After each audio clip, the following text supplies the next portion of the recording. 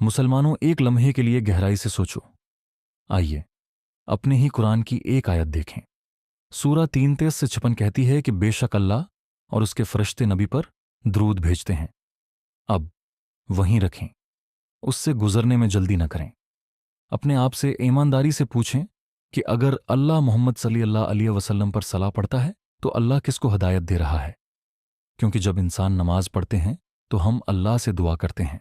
जब फरिश्ते नमाज पढ़ते हैं तो उसका मतलब होता है वो नौकर हैं, वो मुनहसर हैं, वो मखलूक हैं जो इज्जत करते हैं और दुआ करते हैं।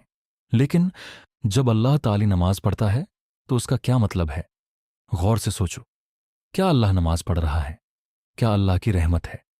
क्या अल्लाह इज्जत देता है? अगर उसका मतलब कुछ और है तो एक और ईमानदाराना सवाल पूछें। एक ही लफ्ज़ क्यों इस्तेमाल किया जाता है? ऐसा लफ्ज़ क्यों इस्तेमाल किया जाए जिसका हर जगह वाज़ेह मतलब नमाज, इबादत या इबादत हो और फिर अल्लाह पर लागू होने पर अचानक उसके मानी बदल जाएं? क्या खुदा कन्फ्यूजन का मुसन्नफ है या ये ऐसी चीज़ है जो आपको रोकने और गौर करने पर मजबूर करे? क्योंकि ज़बान अहमियत रखती है, अल्फाज अहम हैं, ख़ास तौर पर जब हम खुदा के बारे में बात कर रहे हैं। अब आइए मज़ीद गहराई में जाएं। अगर अल्लाह मोहम्मद पर दरूद भेज रहा है तो क्या उसका मतलब है कि मोहम्मद को अल्लाह की तरफ से किसी चीज़ की ज़रूरत है? यकीनन आप कहेंगे कि हाँ, मोहम्मद इंसान है। लेकिन फिर यह सलवात अल्लाह की तरफ से किस कस्म का अमल है? क्या ये एक दरख्वास्त है? क्या ये ऊपर की तरफ एक अमल है? क्या ये नीचे की तरफ एक अमल है? और अगर ये महज बरकत है तो फिर हम पूछते हैं कि साफ लफ्ज़ क्यों नहीं इस्तेमाल करते? ऐसी इस्तिलाह क्यों इस्तेमाल करें जो इस्लामी इबादात में मरकज़ी हैसियत रखती हो? एक ऐसी इस्तिलाह जो आपकी रोज़मर्रा की नमाजों की वजाहत करती हो और उसे अल्लाह पर इस तरह लागू करती हो जिससे सवाल उठते हों।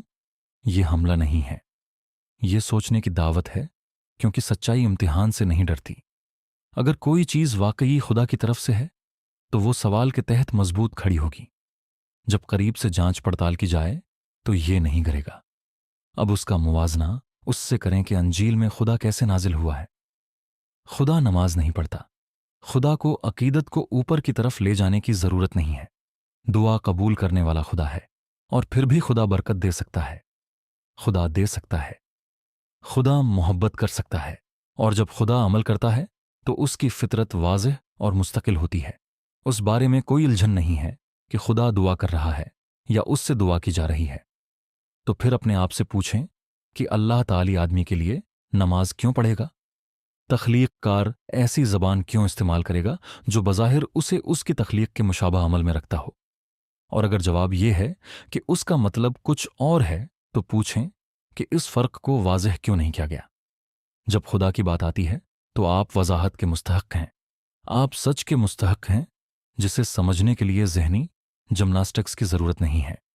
उसलिए सवाल को नज़रअंदाज न करें, उसके साथ बैठो, उस पर गौर करें, क्योंकि सच्चाई का रास्ता अक्सर ऐसे ही एक सादा से लम्हे से शुरू होता है।